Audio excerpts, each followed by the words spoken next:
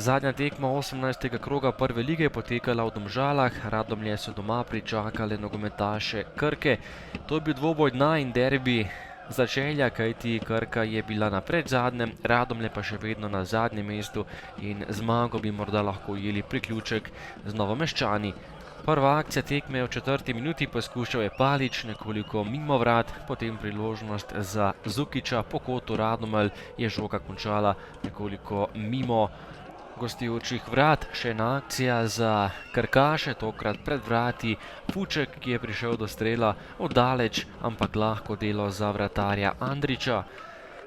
V 12. minuti izjemno lepa priložnost za Radomlje, pred vrati je bil Cerar, ki je zgrešil vrata Krke, žoge ni najbolje zadev, potem pa še strel Kastrevca z glavo, tokrat ni meril najbolj natančno. Nova kombinacija domačih Radomelj, Vuk je bil pri strelu, to je bila velika priložnost za Vuka, Cerar pa je iz neposredne bližine stresel zgolj prečko, ostalo je pri začetnem izidu.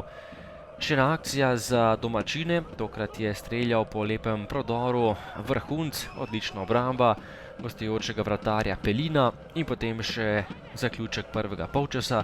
Velika napaka v obrambi Radomelj, žoga je prišla do Velbeka, ki je s temle izjemno natančnim in močnim strelom premagal Andrića za 0:1.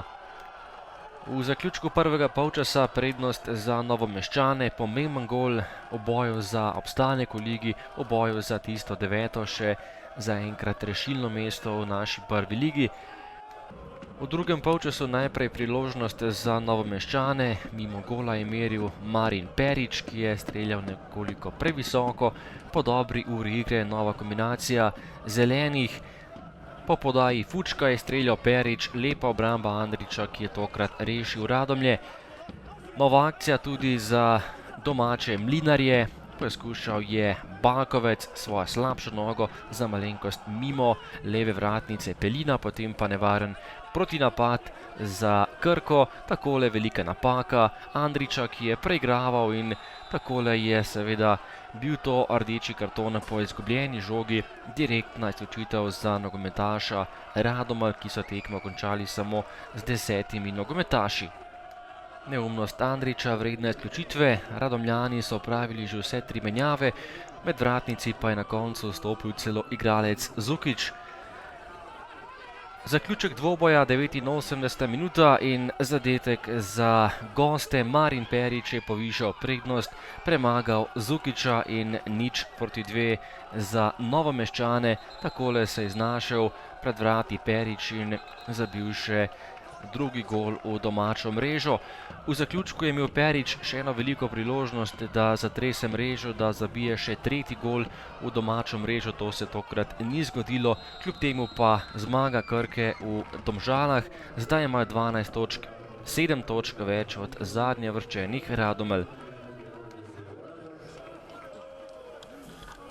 Še ne priložnosti, predvsem in seveda ob koncu polčasa tista ena individualna kardinalna napaka je dala prednost Krki, ki je v drugem polčasu dejansko s to prednostjo lažje igrala. Fantje naši so v glavnem po takem rezultatskem minusu poskušali se seveda dvigant, ampak jim prej pade ta neka samozavest. Čeprav smo v drugem polčasu poskušali, prišli do enih 2-3 dobrih situacij, s katerih bi zadeli, ampak ponavlja se zgodba, če ne zadaneš v nogometu, seveda ne moreš na nekaj več računati. In še na koncu seveda nespametna poteza golmana, da v tistih zadnjih 10 minutah poskušamo dejansko še narediti ta zadnji pritisk. Ja, seveda danes je bila tekma odprta, polna napadov, oboji smo igrali napadalno. Mi smo se pripravili, vemo, da smo boljša ekipa, ampak to je treba pokazati na igrišču. Danes se nam je odprlo, imeli smo veliko priložnosti, oni so imeli prečko v prvem polčasu, ampak kljub temu bili smo boljši, imeli smo pobudo in mislim, da je naša zmaga povsem zaslužena.